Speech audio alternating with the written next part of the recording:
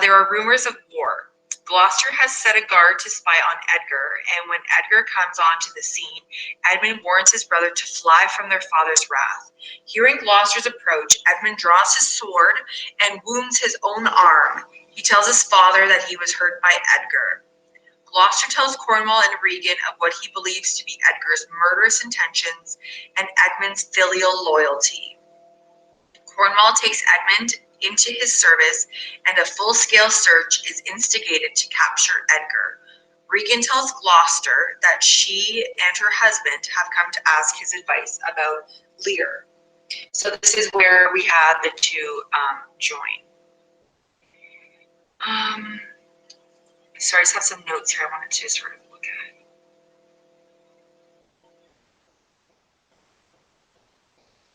Okay, so Regan and Cornwall's visit ends up working out effectively for Edmund because he can use this scheme to get rid of Edgar. And if he gets rid of Edgar, then this is a perfect opportunity for him to gain all of Gloucester's land, property, that is the same thing, his position, title, etc. Okay, so I think that's significant. And we also need Regan and Edmund to meet each other, which is significant a little bit later. And also for Gloucester to have an interaction with Regan and Cornwall. Okay, so all of these things are kind of brewing together. All right, so I'd love to have some volunteers to read. So I need an Edmund. Who's feeling a little Machiavellian today?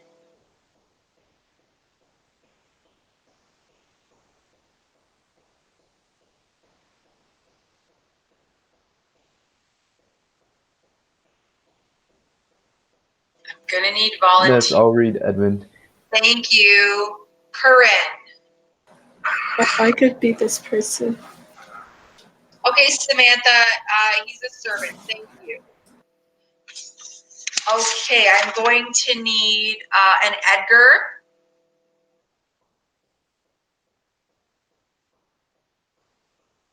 Edgar, you just have a few lines. Okay, I can be Edgar. Okay, thank you. I need a Gloucester. I can do it. Thank you, Tanya. Regan, please.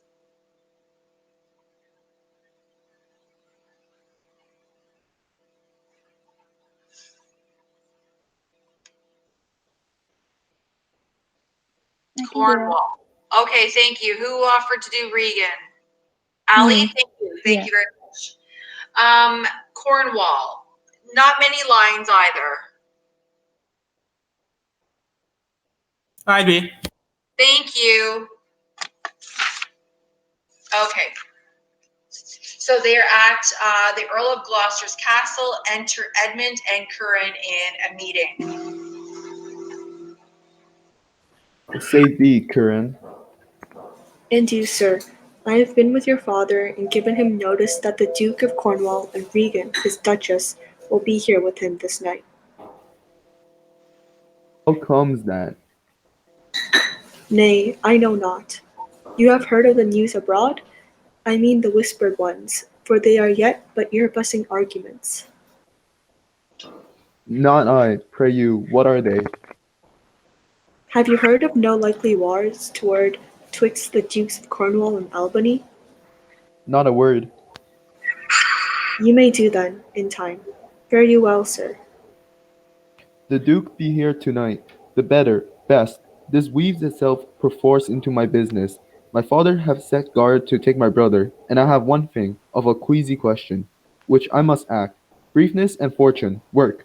Brother, a word. Descend, brother, I say. Okay, so as Edgar is entering, I just want to point out something quite interesting. So line 10, Curran is asking, hey, have you heard of maybe like a war, like a civil war between Cornwall and Albany? Now, there's just a threat of that, but this helps to add to the tense atmosphere already, okay? So Lear leaving Goneril's castle on his way to Regan's castle, That was pretty upsetting. Now we have this, impending threat of war. This is building that very tense mood in this scene. And then we have the drama between Edgar right now. So I just want you to know that he's going to come in and be totally bamboozled by all that is happening. Okay, so as Edgar enters, Edmund is going to have a conversation with him. My father watches. Oh, sir, fly this place. Intelligence is given where you are hid. You have now the good advantage of the night. Have you not spoken against the Duke of Cornwall? He's coming hither. Now, I, I the night In the night, in the in the haste. night Good. in the haste, and Regan with him. Have you nothing said upon his party against the Duke of Albany? Advise yourself. I am sure on it, not a word. I hear my father coming. Pardon me. In cunning, I must draw my sword upon you. Draw. Seem to defend yourself. Now quit you well. Yield. Come before my father. Light ho. Here. Fly, brother. Torches. Torches. So farewell. Some blood drawn on me would beget opinion of my more fierce oh, endeavor. I have seen drunkards do more than this in sport. Father, father, stop, stop. No help? Okay, so I just want it. This is very confusing when you read it if it's not acted out, because it seems as though Edmund just said all of that stuff to Edgar right away. And that's not quite how it happens. Let's sort of break it down a bit. Okay, so first, what he says to Edgar, and you notice that Edgar said just a couple of words, and that's it. So he's saying, like, did you say anything against the Duke of Cornwall? Because, like, they're coming now really quickly. And, it seems as though you've been saying something that maybe would go against him. Okay. So if there's now, news or rumors of the foolish behavior of Lear, the bitter struggle of power between the two castles, Cornwall and Albany, there's a volatile nature in domestic politics. You see, it would be a very bad time for Edgar to get caught up in saying something against Cornwall and Regan, which of course he didn't. But any time that Edmund can set his brother up, he's going to do it. So Edgar says, I'm sure on it, not a word. And then he says, I hear my father coming. Pardon me. So I want you to look at the punctuation, because it is quick, direct, sharp statements and commands, questions, and he's just overwhelming Edgar to the point where he doesn't even have the time to think about the actions that are happening before he has to run away. So he says, I hear my father coming. Pardon me. In cunning, I must draw my sword upon you. Like most of us would say, well, why? You've got to draw your sword. Then he says, draw. Seem to defend yourself. Right? Now quit you well. Yield. Come before my father. Light ho, over here. So he's shouting out all of these different things quietly just to Edgar, and then loudly so Gloucester can overhear. Right? And then he says, fly, brother. Torches, torches. Like light the scene, because it seems as though he's just been attacked by his brother. Right? And so farewell. Edgar leaves because he's completely confused about what the hell just happened to him.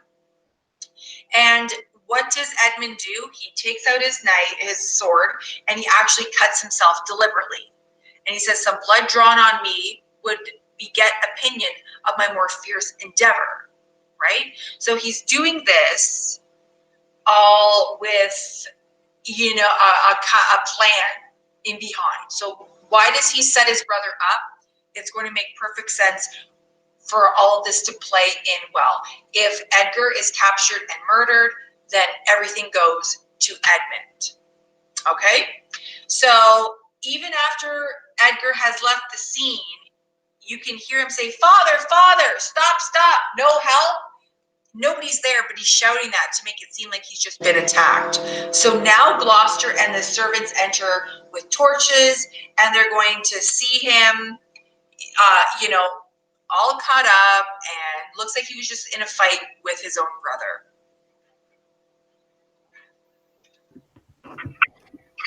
Now, Edmund, where's the villain? Here stood he in the dark, his sharp sword out. mumbling of wicked charms, conjuring the moon to stand auspicious mistress. But where is he? Look, sir, I bleed. Where is the villain, Edmund? Fled this way, sir, when by no means he could. Pursue him, ho, go after. By no means, what? Persuade me to the murder of your lordship. But that I told him, the revenging gods against the parricides did all the thunder bend. Spoke with how manifold and strong a bond the child was bound to the father. Sir, in fine, seeing how loathly opposite I stood to his unnatural purpose, in fell motion, with his prepared sword he charges home. My unprovided body launched my arm, and when he saw my best alarmed spirits, boding the quarrel's right, roused to the encounter, or whether gasted by the noise I made, full suddenly he fled. Okay, so this is the whole drama. He's saying that essentially Edgar was trying to persuade me to the murther, and murther is an old-fashioned word for murder. So he blames Edgar for having this plan to murder Gloucester. And listen, Edmund knows that Gloucester is very superstitious. Remember, we talked about fate from scene 2 way back in Act 1? Well, when he's saying that Edgar stood, mumbling of wicked charms, conjuring the moon and to stand auspicious mistress, he's playing into Gloucester's superstition as if Edgar's gone a little bit crazy. And now he's trying to, with this like evil intent, murder Gloucester, right? But he says that I'm against parricide, and parricide is like patricide, killing one's father, and how unnatural it is to do such a thing. And then he attacked me, and I don't know if the noise I made, but suddenly he ran away.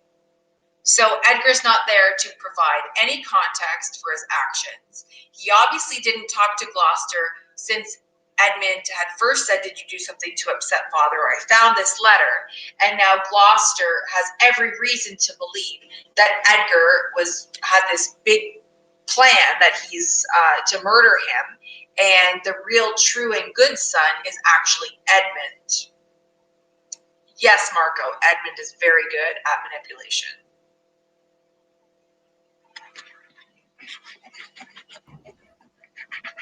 Okay, Let so him fly far, let him fly far. Not in this land shall he remain uncaught and found. Dispatch. The noble Duke, my master, my worthy arch and patron, comes tonight. By his authority I will proclaim it, that he which finds him shall deserve our thanks, bringing the murderous coward to the stake. He that conceals him, death. When I dissuaded him from his intent, and found him plight to do it, with cursed speech, I threatened to discover him. He replied, Thou unpossessing bastard, dost thou think, if I would stand against thee, would the reposal of any trust, virtue, or worth in thee make thy words faith? No, what I should deny, as this I would, though this produce my very character, I end? No. it's Turn like it I all turn it all to thy suggestion, plot, and damned practice, and thou must make a dullard of the world. If they if they not thought the prophets of my death were very pregnant and potential spirits, to make thee seek it. Okay, so what is he doing? Why is he saying all this to Gloucester? I think in a way you got to think of like his tone. Is he mocking? Is he sincere? Is he exaggerating? I think he's trying to appeal to Gloucester's emotion. That he's actually saying that I was afraid to tell you this because I'm, a bastard and I'm illegitimate and I didn't think that you'd believe me. So you can imagine Gloucester right now probably feels horrible thinking that if this is true and his own son didn't think he'd be believed because he was illegitimate. So you see, he feels very bad for Edmund, like as he should, because he's been totally dispossessed.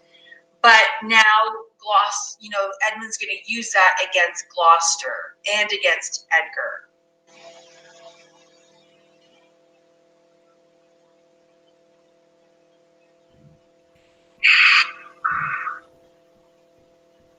Oh, strange and fast and villain, would he deny his letters, said he? I never got him.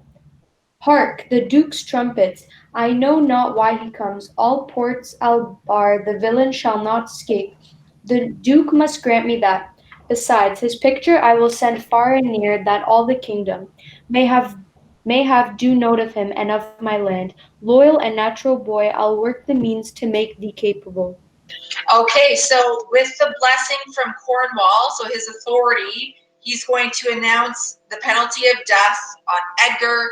Anyone who hides him will also suffer the same fate, and he's going to be hunted until he's found. And then this is exactly what Edmund was hoping for. Gloucester praises Edmund's filial loyalty by calling him loyal and natural boy. I'll work the means to make thee capable. And this is exactly what he wanted, but he's not loyal and he's not filial in any sense of the word. Okay, so now Cornwall, Regan, and all their attendants come into the scene. So he's going to make sure that Edmund has, I guess, the opportunity to meet Cornwall and Regan and to show value in him so he can gain some position and be able to inherit his land. How now, my noble friend, since I came hither, which I can call, but now I've heard strange news. If it be true, all vengeance come too short, which can pursue the offender. How dost, my lord?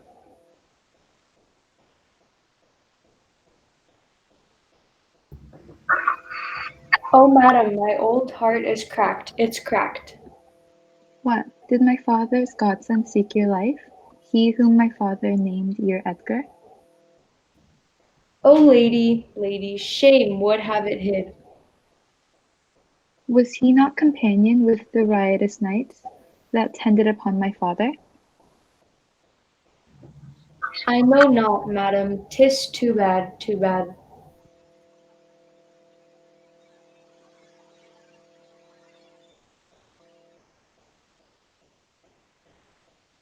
Edmund? Sorry. Sorry. Yes, madame, he was of that consort. No marvel then, though he was ill affected, 'tis they had put him on the old man's death, to have the expenses and waste of his revenues. I have his present evening from my sister, been well informed to them, and with such cautions, that if they come to sojourn at my house, I not be there. Nor I. Assure thee, Regan, Edmund, I hear that you've shown your father a childlike office. It was my duty, sir. He did you ray his practice and received this hurt you see, striving to apprehend him. Is he persuaded? My good lord. If he be taken, he shall never more be feared of doing harm. Make your own purpose. How in my strength you please. For you, Edmund, whose virtue and obedience doth this instant so much commend itself, he shall be ours. Natures of such deep trust we shall much need. You we first saison. I shall serve you, sir. Truly, however else. For him I thank your grace. You know not why we came to visit you. Thus at a season, threading dark-eyed night, occasions noble Gloucester for some prize, wherein we must use of your advice. Our father he hath writ, so hath our sister, our differences, which I best thought it fit to answer from our home the several messengers. From hence attend dispatch, our good old friend, lay comforts to your bosom, and bestow our needful counsel to our businesses, which craves the instant use. I serve you, madam, your graces are right welcome. Okay, very good. So let's go back to line 89, where Gloucester, there's three examples of doubling language. Now, what is doubling language? It's repetition. Repetition is used for emphasis, but I think that it also shows a duality in character. Okay, we have a duality of Edmund. We have the duality of Lear. Like, was he a good king, good father at one point, and now his true self? So that's important to reinforce this duality of character. So when he says, "My old heart is cracked," it's cracked. And then also to say, "I know not, madam, 'tis too bad, right? He repeats these things. And I think as a way to reinforce, like I said, this duality of action, okay? So on some way, Regan says on line 93 and 94, "Was he not a companion with the riotous knights that tended upon my father?" Thinking that somehow Lear is responsible for Edgar's behavior. Now Lear's just getting dragged into everything, right? And essentially, Regan has received letters from Lear and from Goneril, but she's chosen to go to Gloucester's castle, so she won't be present at home if Lear does show up. And you can imagine how that's going to make Lear feel if he shows up with his 50 knights and nobody's there to greet them. So that's going to be a bit of a problem. Something else that's important in terms of the plot is that Cornwall acknowledges that Edmund has shown his father a childlike office, meaning filial duty. And that impresses Cornwall, where he says later, and very ironically, of course, on line 111, 112, "For you, Edmund, whose virtue and obedience doth this instant so much commend itself, you shall be ours. Natures of such deep trust we shall much need. You were first sees on." Okay, so how we can really use you in our service. This is a really good stepping stone for Gloucester to have power and prestige.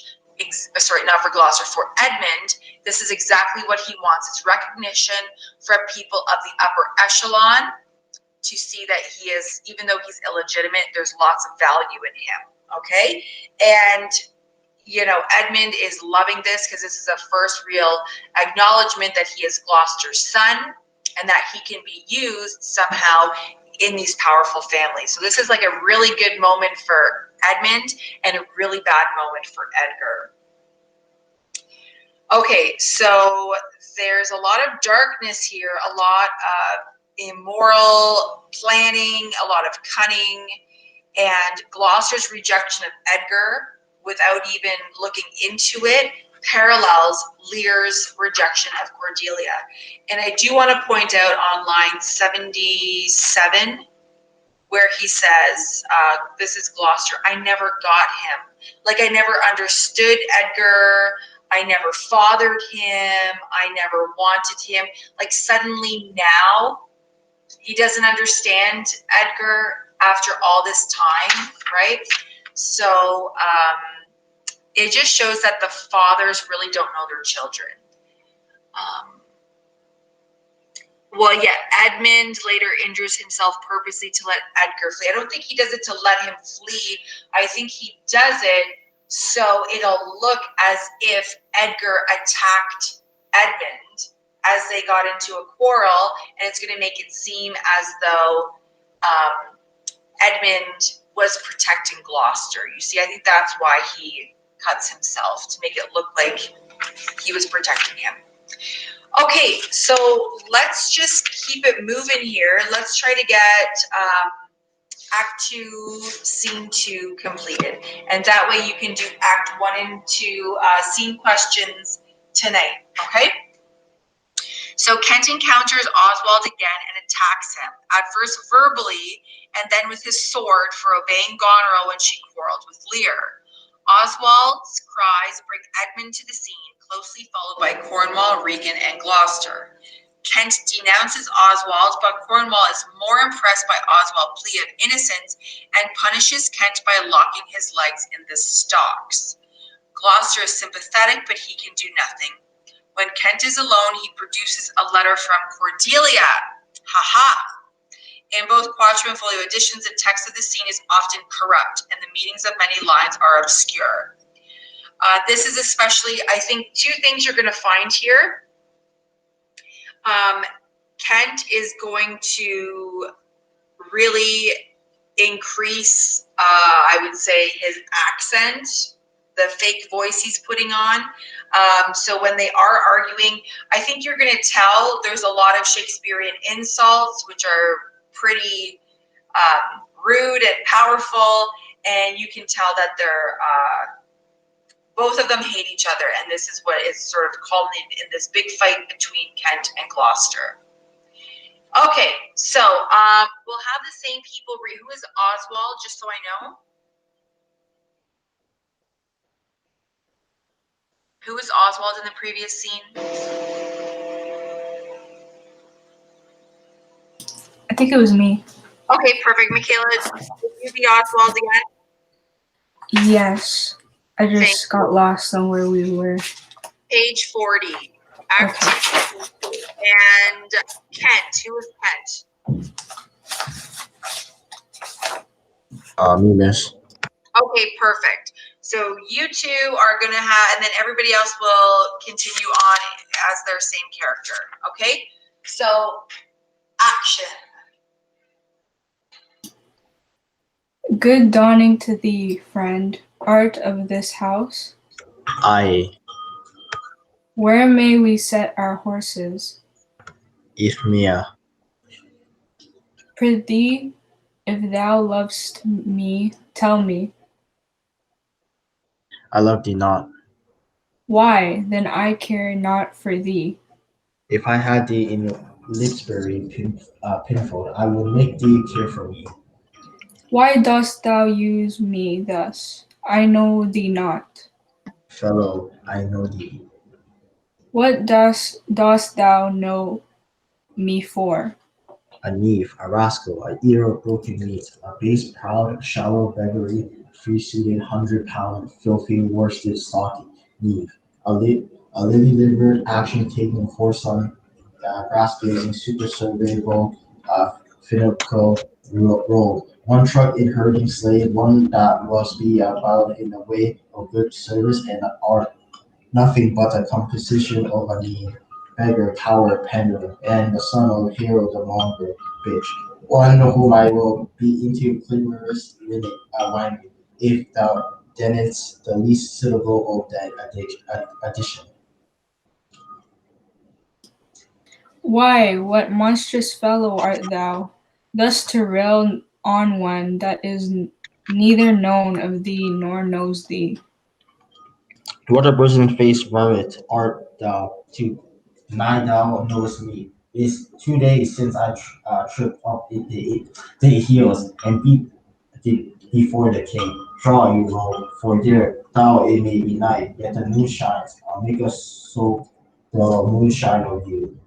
You wholesome, holy barber, monger, draw. Away, I have nothing to do with thee. Draw, you rascal, you come with letters against our king and take manly the puppy's part against the melody of your father. Draw, you rogue, or I'll so carve the handle your shanks. Draw, you rascal, come your ways. Help, ho! Murder! Help! Strike, you slave, stand, rogue, stand, you weak slave, strike. Help, ho! Murther! Murther!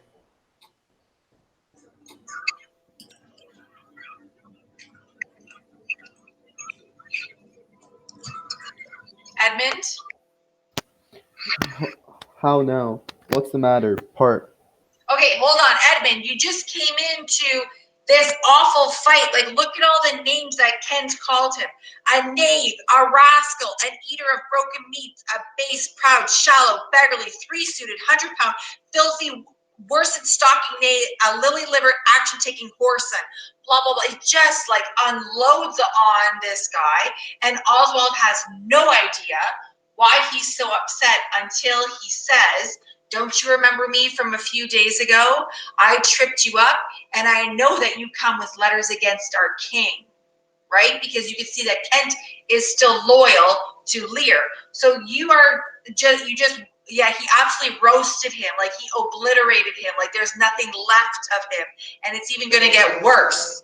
Okay, so when you're coming in, Edmund, you see these two guys, like Kent just beat the crap out of him, and you're going to try to, you know, like settle this the drama here. So now, go ahead. How now? What's the matter? Part. With you, good man boy, if you please come, I'll flesh you. Come on, young master. Weapons, arms, what's the matter here? Keep peace upon your lives. He dies that strikes again. What's the matter? The messengers from our sisters and the king. What's your difference? Speak. I am scarce in breath, my lord. No, Marvel, you have best bestir your valor. You cowardly rascal, natural disciplines in the tailor made thee. Thou art a strange fellow. A tailor make a man? A tailor, sir, a stone cutter or a painter could not have made him so ill, though they have been but 2 years old trade. Speak yet. How grow your quill? This ancient ruffian, sir, whose life I had spared at suit of his grey beard. Thou whoresome Zed, thou unnecessary letter, my lord, if you will give me leave, I will treat this unvaulted villain into mortar, and thou the wall of jakes with him. Spare my grey beard, you leg tail.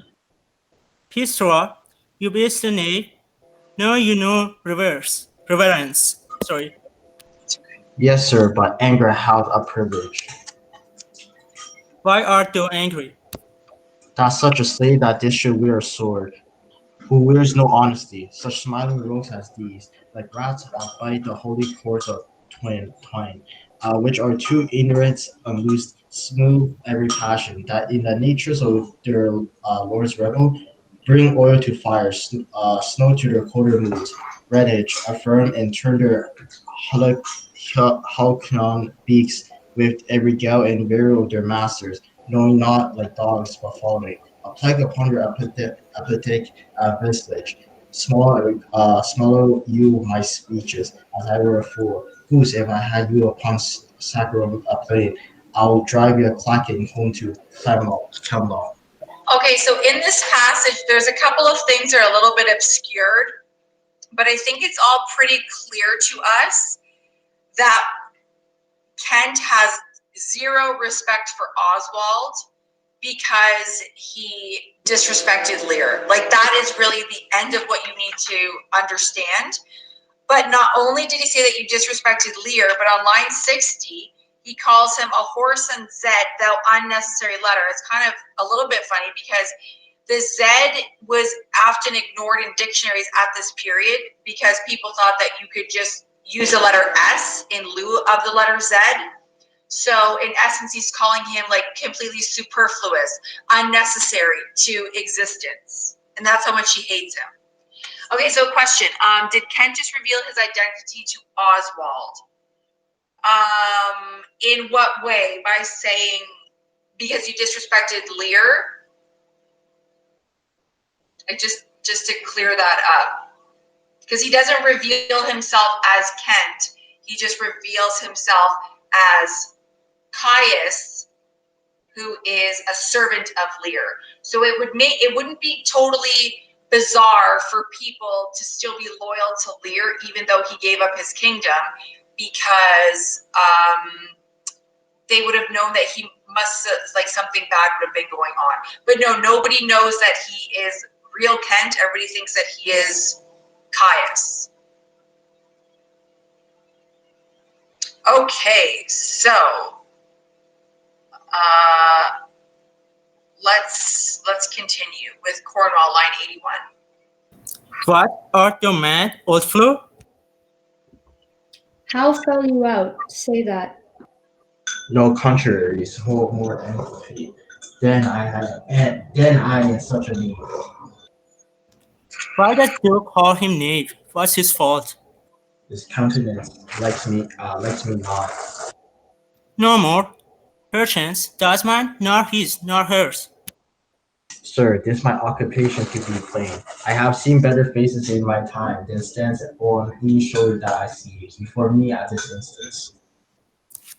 This is some fool, who, having been praised for bluntness, doth affect a saucy roughness, and constrains the grab quite from his nature. He can't flatter. He an honest mind and plain. He must speak truth, and they will take it. So if not, he's plain this kind of knaves I know, which in his plainness harbour more craft and more craftier ends than 20 silly, ducking observants that stretch their duties nicely. Sir, in good faith, in sincere verity, under the allowance of your great aspect, whose influence like the warmth of radiant fire on flickering fulvous fronts. What's meant by this?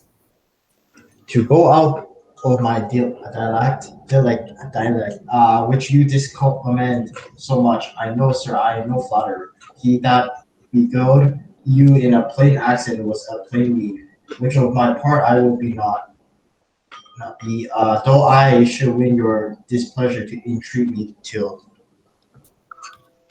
What was the offense you gave him? I never gave him any. I pleased the king, his master very late, to strike at me upon his misconstruction, when he, compact and flattering his displeasure, tripped me behind, being down, insulted, railed, and put upon him such a deal of man, that worthied him got praised of the king, for him attempting who was self-subdued, and in the fleshment of this dread exploit drew on me here again. None of these rogues and cowards but Ajax in their flow. Fetch forth the stocks. You a stubborn ancient knave, you reverend braggart, will teach you. Okay, so let's just kind of, we'll go through this a little bit. So when they're trying to figure out why Kent is so upset with Oswald, when they find out that he is defending Lear and being loyal to Lear, I think that's where they start to alter their perception of the situation. Okay, so he was being quite rude to Oswald, and then when he speaks to Cornwall, when he says out of my dialect, and he's trying to speak in sort of a higher manner to Cornwall to explain the situation. They're trying to get down to the main issue, and when they do find out not only that Kent is loyal to Lear and defending Lear, Oswald takes this opportunity to really twist the truth of what happened in the last scenario between them when he tripped up when Kent tripped up Oswald. Okay, so at this point, I think they've kind of had enough of this bad treatment of Goneril's servant. They've had enough of Lear, and they've most certainly had enough of Kent. So if you look in the margin, you see those stalks. So what they would do is they'd actually put your feet in the stock so you couldn't walk, you couldn't move. You just have to sit there. And I guess people in town would walk around, maybe throw a rotten tomato at you for doing something wrong. Now, this would have been a punishment for, let's say, a petty thief, not for the king's messenger and not for the king's servant. So this would have been a humiliating and disrespectful punishment for Kent to receive. Okay, just so you know. So now Cornwall suggests that they put him in the stocks, and you can imagine that when Lear finds out about this, it's going to send him in a bit of a tailspin. Okay, so let's carry on.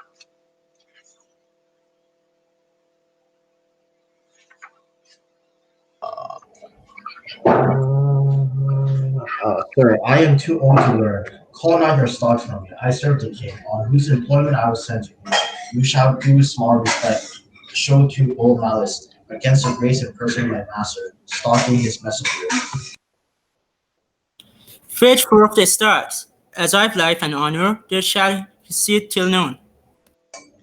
Till noon. Oh, is that not me? Yes, it's you. Just a mistake. Okay. Till noon, till night, my lord, and all night too. Why, madam, if I were father's dog, you should not use me so. Sir, being his knave, I will. This is the flow of the self-same color our sister speaks of. Come, bring away the stocks.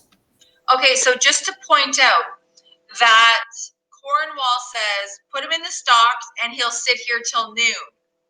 It's actually Regan who is a little bit more of the sadistic one. If you look at line 130, she says, till noon, till night, my lord, and all night too. So she's actually increasing the punishment that he's going to sit in these stocks, not just for a few hours, but overnight. Okay, so they put him in the stocks, and Gloucester, you see Gloucester's in an awkward position because he's loyal to Lear, but he's got Cornwall and Regan in front of him now, who's staying at his castle. So, and they outrank him, so he doesn't really have, he can't change the situation in any way.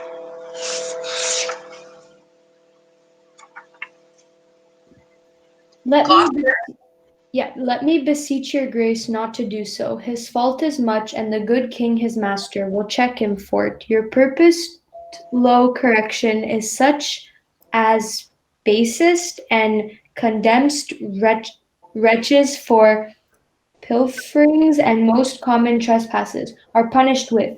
The king must take it ill, that he, so slightly valued in his messenger, should have him thus restrained. I'd answer that. My sister may receive it much more worse, to have her gentleman abused, assaulted, for following her affairs, put in his legs. Come, my lord, away. I am sorry for thee, friend. 'Tis the Duke's pleasure, whose disposition all the world well knows, will not be rubbed nor stopped. I'll entreat for thee. Pray do not, sir. I have watch and travel hard. Sometime I shall sleep hard, and the rest I'll bestow. A good man's fortune may grow out at heels. Give you a good miracle. The Duke's to blame in this. 'Twill be ill taken. Sorry. That's okay. So what is Gloucester saying? He said that this essentially is an act of disrespect to Lear, and he's not going to take it well. So it's like another blow to his ego, another check to his lack of power, right? If your daughters are putting your servant in the stocks, that's not a good thing. But on the other side of the coin, Regan says, well, my sister won't take it well that because technically she and her husband are now like king and queen of their kingdom. She won't take it well that he was assaulting and abusing Oswald. So you see they're kind of in an awkward position here. So he leaves, and Kent is left to give us a soliloquy, which will give us more information. The plot is thickening. Okay. Good king, the most approved of common law, thou art out of these heavens benediction comets to the warm sun. Approach, thou beacon to this underglow, that by day comfortable beams I may produce this letter. Nothing almost seems these miracles, but misery. I know this from Cordelia, who have most unfortunately been informed of my obscure course, and shall find time from this enormous state, seeking to give losses their remedies, all weary and all overwatched, take vantage, heavy eyes not to behold, the shameful logic, fortune, good nights, smile once more, turn the wheels, he sleeps. Okay, so this is some important information. He knows that this is an awful situation to be in, but he's going to have to deal with it. The good thing is, says nothing almost sees miracles but misery. I know 'tis from Cordelia, who hath most fortunately been informed of my obscured course, and shall find time from this enormous state, seeking to give losses their remedies. So, very important information. He's in contact with Cordelia. He has informed Cordelia that he is in disguise, all in order to protect Lear. And what do you think it means when from this enormous state seeking to give losses their remedies.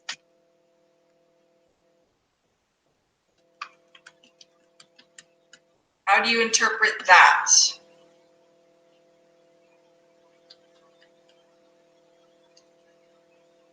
Well, if you have a loss and you're going to remedy it, what does that mean? Remedy means to fix or to make better. The remedy is recovering the power. Okay, Nicholas, did you want to add something? Oh, I was just gonna say to fix the situation. So by taking the two daughters out of power and restoring power to the king, or Cordelia. Okay, very good. So some way we know that Cordelia is working behind the scenes. So just know that from France, she's working. Okay, now I do want to talk about this picture at the very bottom. So in Elizabethan times, often the idea of fate or fortune was personified as a female. Why? Because females could be fickle, that perchance. And so is fate, so is one's fortune. So the fortune is personified as a wheel, right? So when you're on the top, you have good fortune. But like a wheel can quickly turn, so can your fate. So right now, you know, he's hoping to be at the top of the wheel again sometime soon. But that's only if fortune, personified as a woman, smiles once more and turns thy wheel. Okay, so I would say right now that Lear is sort of like maybe at the side, going towards the bottom, but because it's a wheel, things can change very quickly, right? So we're going to find out a little bit later that in the letter that she promises to find some way to help from France to improve conditions in Britain, okay? So the last thing I want to work on today, and if this was like any other class, we'd be doing a commentary on this passage. But we don't have to write a commentary right now, but this is really good preparation for your upcoming test after we read Act 3. So this here is a soliloquy.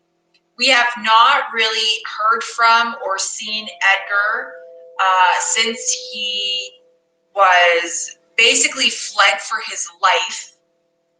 What day is the test? I can't say. It depends when we finish the act, okay? So I'll definitely give you time to prepare, so don't worry about that. So in this passage, we're going to find out essentially, you know, what he's going to do. Would anybody like to read?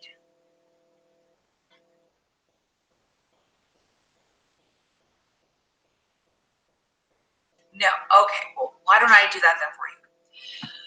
Okay, so Edgar, in order to escape the search party, is disguising himself as a mad beggar. Okay, so remember we talked about the Bethlehem Hospital, and that was an actual legitimate hospital in London that would help treat people with mental illness. But once they were sort of treated for whatever kind of illness or damage they had done, they would be sent back out onto the streets. And the only way that they could make money would be to beg in the streets. And they were dirty and filthy and oftentimes didn't even have any clothing. So talk about Edgar going from the top of the wheel of fortune to the absolute bottom of the wheel of fortune. He now is going to assume this identity, and he's going to be referred to as, it's called the unaccommodated man, or Tom of Bedlam. Okay, so he says, I heard myself proclaimed, and by the happy hollow of a tree escaped the hunt. No port is free, no place that guard, and most unusual vigilance does not attend my taking. Whiles I may escape, I will preserve myself, and am bethought to take the basest and most poorest shape that ever prunery and contempt of man brought near to beast. My face all grime with filth, blanket my loins, elf all my hairs in knots, and with presented nakedness outface the winds and persecutions of the sky.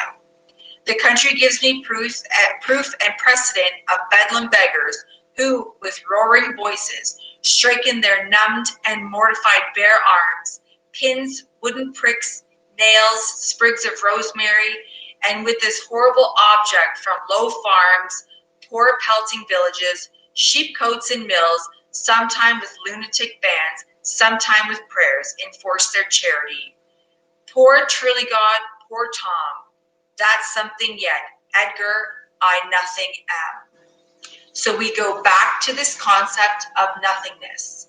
And Edgar has to assume that identity of a nothing person, of a mad person, of a homeless person, probably the most ultimately marginalized people in our society that oftentimes remain nameless and faceless, right? That's what he is going to be. That's what he's going to do to survive. He is going to grime up his face. He's going to put knots in his hair, and he acknowledges that he's going to suffer any persecutions of nature in his nakedness, and he's going to try to survive, and he's going to have to abandon his identity that he once knew to become nothing. That's his plan. Okay?